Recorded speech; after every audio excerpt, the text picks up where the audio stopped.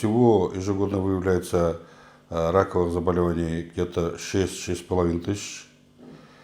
Раком легкого, значит, из них 10-12%, то есть где-то чуть больше 600 человек ежегодно регистрируются с диагнозом рак легкого.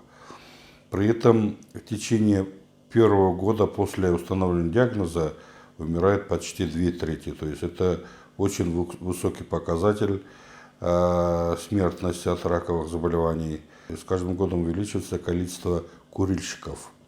Доказано, что если человек курит 10 сигарет в день и стаж курения составляет более 10 лет, риск развития рака легкого увеличивается в 25 раз по сравнению с тем, кто не курит. В табачном дыме содержится более 4000 различных соединений, из которых 120 это кооканцерогены, то есть при взаимодействии с другими веществами превращаются в вещества, которые вызывают рак, а 24 это прямые канцерогены, то есть которые непосредственно вызывают рак в любом органе, где контактирует с каким органом. От реализации, от продажи и от производства табака, значит, в бюджет поступает где-то в районе 600-700 миллионов сомов.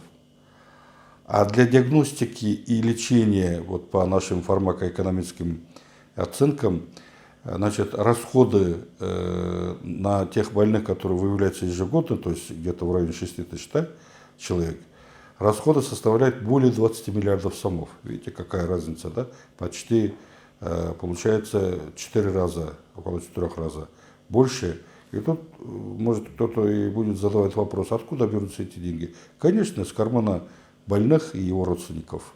Поэтому важность ограничения табака, производства табака будет иметь непосредственные положительные последствия в плане ограничения и онкологических, и неонкологических, в том числе заболеваний, таких как сердечно-сосудистые заболевания и другие легочные патологии. Я против всяких форм табачных изделий, в том числе насвая.